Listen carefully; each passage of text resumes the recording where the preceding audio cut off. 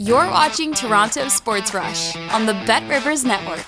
Welcome into the Toronto Sports Rush here on the Bet Rivers Network. EJ Hradek with you, and I'm joined by my colleague over at the NHL Network. You see him everywhere because he is the master of all things analytics, all things numbers, and pretty sharp hockey guy as well.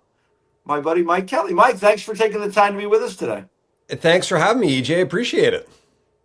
All right, so I wanted to get your thoughts on this Leaf season. As you know, we're sitting here, we're 42 games into the year, so a little, a tick more than halfway through the season. It's been a bumpy ride. There's no question about it. There's been ups, there's been downs, but I mean, look around the league. Outside of the Colorado Avalanche, everybody has had a bumpy ride, really. I mean, even the Dallas Stars of late went through a 6-game winless streak. They won against the Caps last night, but right now, the Leafs are playing pretty well. They're 5-0-2 in their last 7. In your mind, are there things that you're seeing analytically, statistically, or just with the eye test? Are you seeing things that tell us why they're playing better over these last 7? Yeah, I mean, the thing that jumps out the most really is their scoring. It's being driven by their captain, who's having a resurgence here, but you look at the Leafs, before this little run over the last 7 games where they've got points on all 7, like you said, they weren't filling the net a ton, and they're first in goals in that stretch. They're first in shots from the net front inner slot area. I know I probably bore you to death, EJ, talking about this so much, that net front area. It just matters more than anything else. And they were near the bottom of the league in producing shots from there before. So now you're getting there. Now you're getting pucks in the back of the net. We could talk about Matthews in a second if you want, but even as a team, they're doing a better job of that. And that's without the guy who drives the puck there at a higher rate than anyone on the team, which is William Nylander. So they're getting contributions from different places offensively, which helps. And yeah, it has been a weird year and a bit of a tough team to evaluate because, when have they all really been healthy? They've missed such key players for long stretches of time, but they're in one right now. They're playing well. Yeah, let's go to Matthews because he has been kind of an enigma this year. I mean, I think, Mike, we talked about it back in our NHL Network studio about numbers. Over time, he's not as fast as he's been. And when you think about those bursts that we can measure now, when you think about the velocity of his shot is not quite the same velocity it was. So right away we think about, okay, there's 2 possibilities here. He's either been dealing with injury that slowed him down and hampered his shot, or he's having some kind of natural regression right now, which sometimes happens, and guys kind of come back the other way. Like, is there anything that you're seeing in terms of, is he any faster these last? I mean, is there anything he's doing different, or is he just getting into better position to score? That's it. That's definitely it. And he's playing the best hockey he's played over this last kind of 5 games, I would say, in a year and a half. And I think the one thing that's not necessarily fair with him is that if you go back past a year and a half, you're into his 69-goal season. And it's not fair to say that that's what he is. That if he isn't on a 69-goal pace, well, he's having a down year. Like, he's probably never going to score 69 again. And we may not see anybody score that many goals for a while. It was a crazy year. Yeah. But yeah, you want to talk about recently. So in his last 5 games, he's got 7 goals, right? And he looks way better. The 5 games before that, he had 5 shots on net from the slot, which is where he has always scored almost all of his goals from. So 5 shots in 5 games. Now he's on this heater. You know how many shots he has from there? 26. 26. Wow. Compared to 5. Yeah. That's the difference, right? So he is getting to those spots. It's not even a slight bump. It's not double. It's not triple. Like, it's massive. And when he's getting looks from those spots, even if the shot velocity is down a few miles an hour, which we've kind of seen that it has been in the last year or so, he's going to put the puck in the net, and he's been doing it. It's kind of interesting because, like you said, Nylander has been out of the mix, right? He's missed those last 5 games, I believe, right? So when, him getting there, is this just kind of a force of his own will, understanding that, hey, a lot of this is on me right now, and maybe refocused on getting those spots? Because, again, you just said it. 5 shots in the previous 5 games from there. All of a sudden he's got 26. in the subsequent 5 games, to me, that tells me he is just more focused on getting to that spot or Yeah, those and areas. yeah, for sure. And it's not like, you would ever think he would lose the instinct to do what he's done better than Yeah. anybody really since he came into the league. It's the other thing too that I think is probably important to note is that with Marner gone for a good chunk of the year, like Matthews, and he's a great defensive player. We talked about his play off the puck a Yeah. lot over the years too. He's Yeah. been getting very difficult matchups, and that's been eased a little bit at times, which I think helps him. Like it's hard to expect from a guy, hey, we need you to be our matchup guy, like our shutdown center, Selke, whatever, but also score all the goals. That's a heavy lift for anybody, right?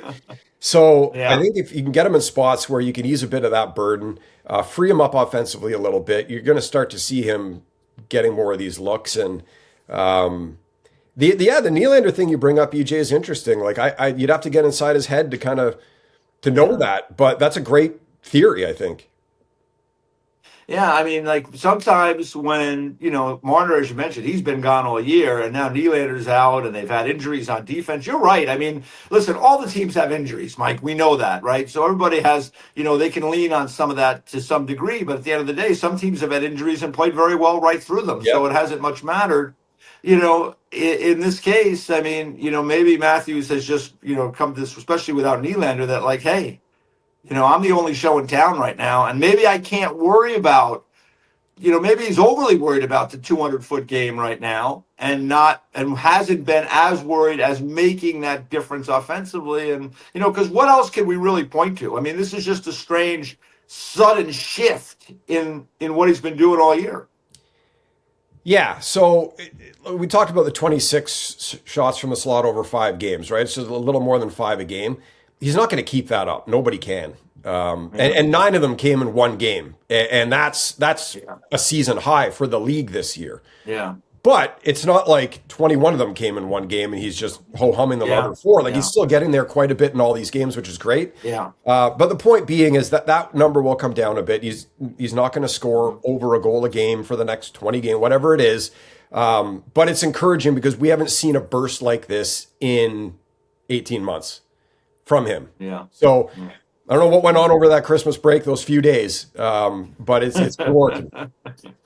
It was a happy holiday, I guess. Yes, it was. In one way, certainly for Leafs fans. Let me ask you about, it's 42 games in. There are a bunch of teams that are piled up there. I think it's 6 points between the last playoff spot and the bottom of the conference right now in the East. So, I mean, I think this is a race that's going to come down to the wire. Yeah. I think anybody would be foolish to say they're really out of it at this point because, I mean, you look in the West, Seattle started off okay, then they were dreadful. It looked like they were headed to the number 1 pick, and now they're hot and they're in a playoff spot again. And that's not the only case I could give you of this. So the Leafs, to me, although it's been bumpy, are still in the mix here.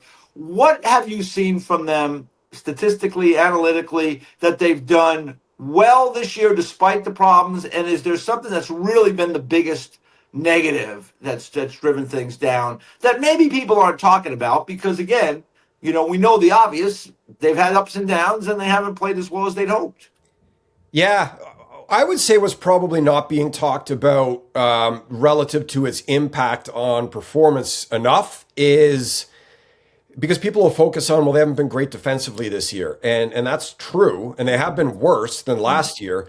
But last year, they also weren't great defensively. They got unbelievable goaltending from a great tandem that was largely healthy in Joseph Woll and Anthony Stolarz. That masked kind of okay defensive play. And so this year, the okay has gotten a little bit worse.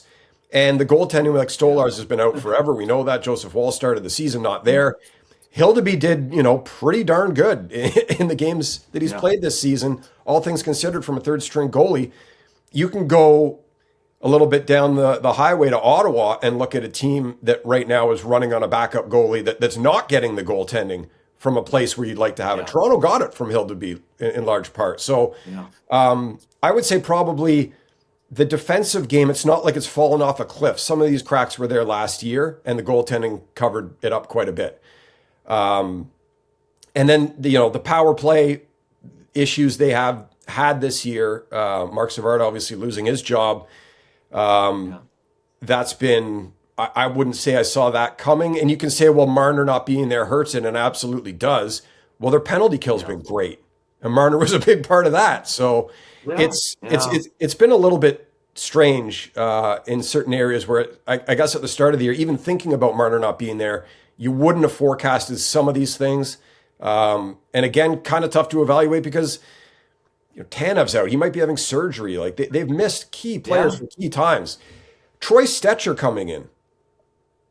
He's been unbelievable. And this guy was like an undersized depth. I'll be honest, when he got there, I thought like he snaps a great first pass. He'll help you get the puck out of your end, which is always great. Yeah. But no, he's playing with Jake McCabe and they're crushing their minutes. Didn't really see that one coming. So that's another positive. Yeah, now McCabe is dinged up. So, I mean, like, it's been endless seemingly in terms of these guys in and out just when things are going well. You're right. Stetcher has been a big part of things. You mentioned the power play. Statistically, is there any area there they could be better at, or they've really played very well at, like whether it be winning faceoffs off in the offensive zone draw to start things to gain possession? Is it on entries? Is it the way they attack? Is there anything that you've seen numbers-wise that tell you why the power play has been good or has struggled at different points in time? Yeah, it's been, from a process standpoint and a result standpoint, better recently. You look at the last kind of handful of games since coming out of the break, and it's been better at scoring at a higher rate. In terms of goal probability, a much higher rate. Even you could say, they could even have a couple more goals. So that's been encouraging, and I think there's probably a lot of focus on that again, just because they made the personnel change behind the bench with it.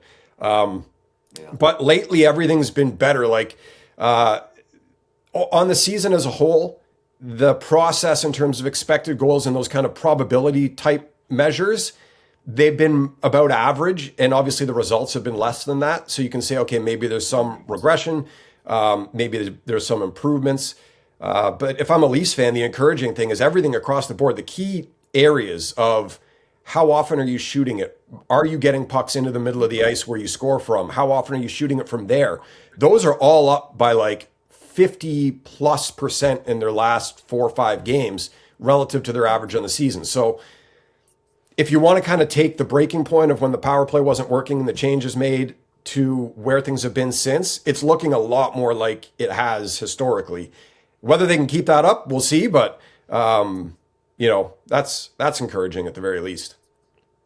Yeah. Let me ask you about just their overall play through these 42 games compared to last season in terms of like, are they dumping the puck in more? Are they carrying the puck in more or less? I mean, because, we talked about at the start, Mike, right? Marner's gone. They've made some additions to their team kind of around the periphery with the idea, and this is the way I felt, is that in the regular season, it will be more of a struggle because a player like Marner in regular season hockey adds so much to your group because when on a Tuesday night against the Sharks in San Jose or a Thursday night against Nashville, or, you go through all those scenarios, he can be a difference maker on those nights. When you get into a 7-game playoff series, when there's so much tape study, there's so much focus, there's so much drilling down on everything you do, it's harder for those guys, I think, to make a difference. And we've seen that play out over several years.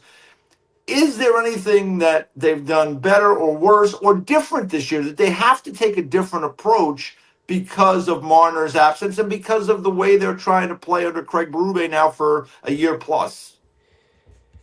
Yeah, a little bit. And you go back to last year as well with Berube there and the way that they played. Like they certainly dumped the puck more, but that's not unique to last year. That was there last year as well. Yeah. This season, the only teams that dump it in more are Florida and Ottawa. Ottawa likes to try to play a little bit like Florida. Florida started playing a little bit like Carolina and had success winning cups, although Carolina's more of a rush team now. So you're seeing a bit of copycat kind of from what has worked, I think. And then, they're not getting quite as much off the rush if you go back a couple of years from the way that they played. And I think, Sheldon Keefe, Kyle Dubas versus Brad Treliving and Craig Berube, there's obviously some philosophical differences on how they want the team to play, how they want the team to look. To this point, neither one has been successful with the current group, right? So it's hard to say that one's better than the other. a lot of regular season success, obviously. And that's always, I think, been the talking point around this current team and regime is, yeah, it's going to be harder in the regular season, but better in the playoffs. And it's too early to know if that's true or not, right? Like Florida lived it. They had an unbelievable regular season, got smoked by Tampa Bay. And to their credit, said, you know what? We're trading our 100-plus point winger. We're bringing in Matthew Tkachuk. We're going from the best rush team in the league to a team that doesn't do much off the rush. Like they flipped it entirely based on a year where they could have just said, well, small sample in the playoffs, let's run it back. They didn't. We'll see if anything kind of similar can happen with the Leafs if they can get healthy in a playoff series, but remains to be seen. Yeah, Florida changed coaches too. They made a lot of moves. They were bold, and it ended up paying off for them. And, you watch Florida play with the way they dump the puck in. They rim it, I think, more than just flip it. And they'll rim the puck around, and then they'll rim the puck back the other way. And they might rim it around a third time. They're always changing the geography in the offensive zone of the attack to really let that forecheck breathe and then try to make plays to the net from there. So, it's a simple way to play. But I think it's probably a very difficult way to get players to play because of that. To get players to commit to just rimming that puck and maybe rimming it the other way. And because guys Mike, these guys, they're all in skill development now. They can all dangle, they can all do things. They all want to make plays. And I think sometimes it's just hard for them to drill down on doing something like that over and over and over and over again. That's a great point. Who did that really well? The St. Louis Blues in 2019, coached by Craig Berube, right? And they won the Stanley Cup. Yeah, I think you're right. You see games, especially recently, you'll see games with the Leafs where you're like, that looks like a winning template, the way they played that game. That was really good. But it's every night. I think that's, can you get that every night, that consistency? And the points you bring up about how you want to play, to do that, that's an adjustment for some of these guys who played a very different way for a long time and had a lot of, in terms of winning and losing hockey games, success playing a different way. And you know what? Florida, we talked about Florida, the changes they made and ultimately the success that it led to. They squeaked into the playoffs the first year playing that way. Right? They almost missed. That's right. And once they got in, then it was like, wow, this works. Because it took them a year to get it. So, I don't know. We'll see. Yeah, and they have, unique personnel, which plays a part in it too. I mean, all things have to kind of come together. I want to ask you quick before I let you go, Mike, and I really appreciate all your time here with this, because I think it's great insight for fans. As there's so much gets discussed now about all these things, and I think the stuff you bring to the table really adds to the discussion and makes you think about other possibilities or other ways to attack it.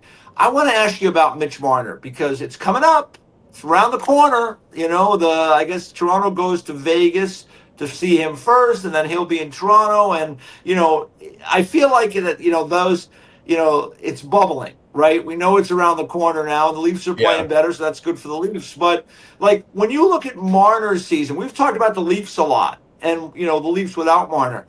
How has it gone for Marner in Vegas so far? Because to me, it's been okay, but it's not been the same as it was in Toronto, and that's to be expected because it's a whole new cast of characters, and you got to get used to a whole different lifestyle out there. Yeah, for sure. He's not being asked to do as much, so there's that side of it where, Vegas has historically kind of rolled four lines more than, he would play huge minutes in Toronto, Marner. And he's playing down the middle right now, right? Which he never did in Toronto. So he's adjusting to that. So it's not an apples to apples thing. I wouldn't say for sure. And then like you mentioned, like everything else that comes into, new team, new systems, new line mates, new conference, all those things are new for him.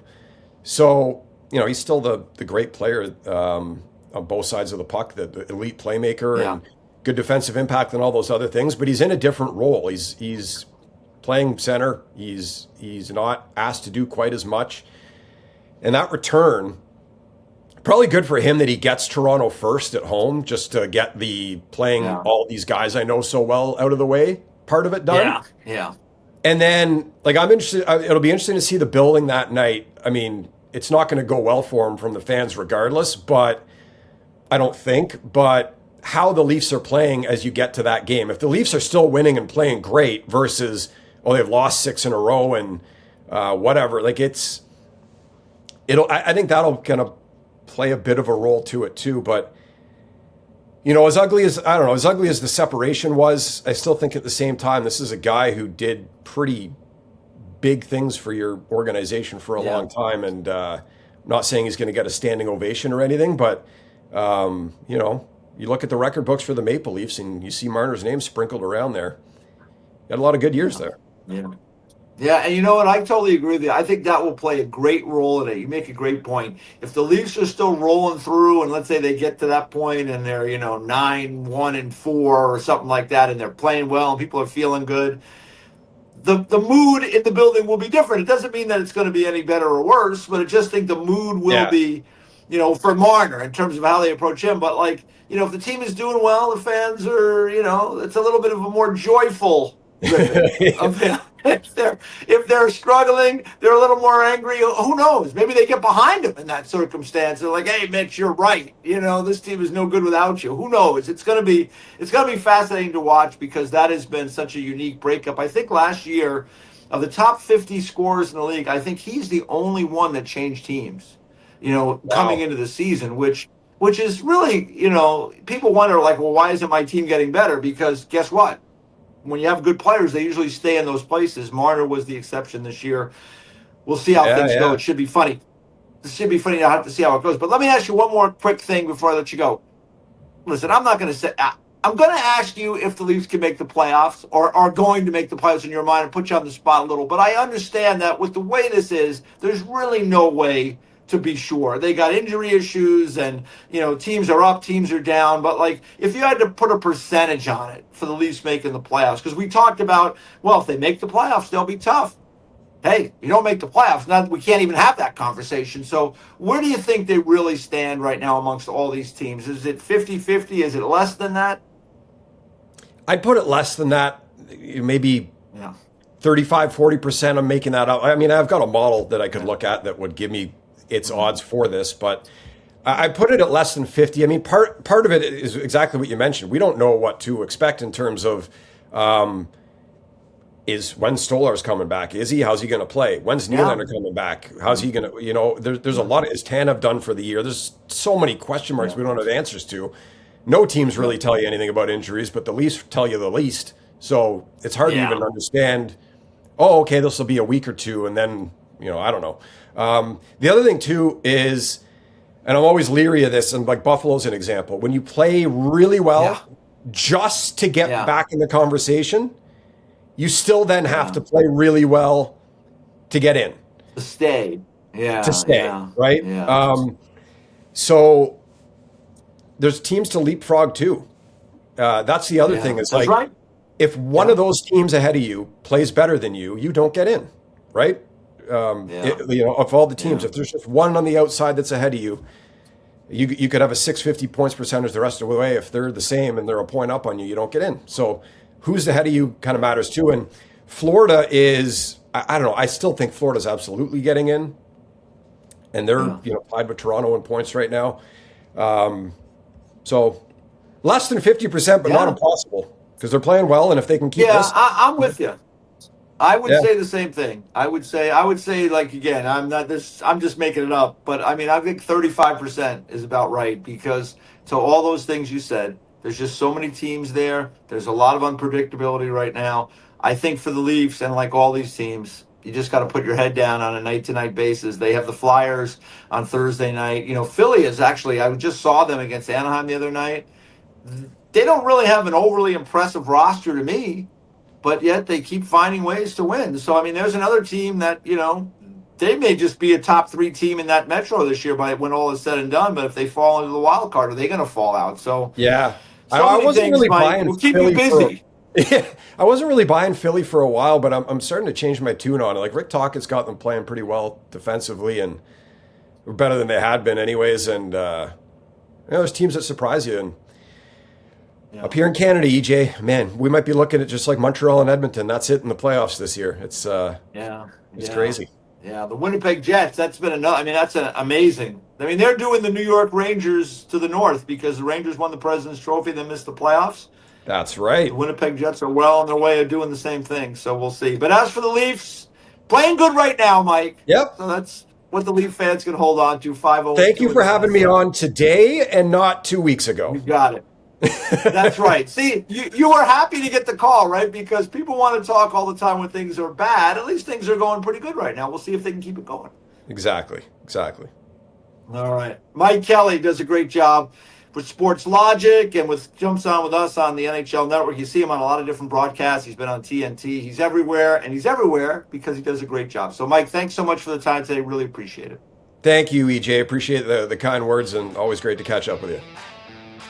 All right, Mike Kelly joining us today here on the Toronto Sports Rush, presented by the Bet Rivers Network. Thanks for watching Toronto Sports Rush on the Bet Rivers Network.